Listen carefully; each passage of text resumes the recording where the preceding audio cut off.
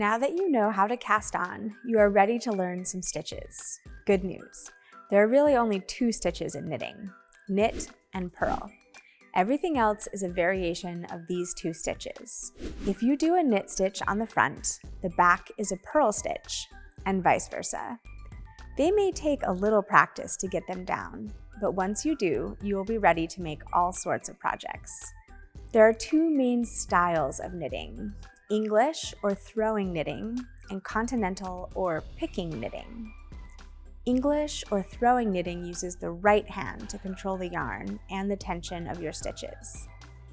Continental or picking knitting uses the left hand to control the yarn and the tension of your stitches.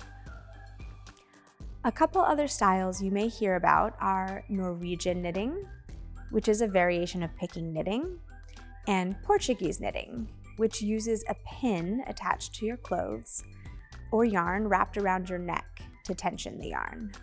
Whichever style you use, the stitches you make will look the same.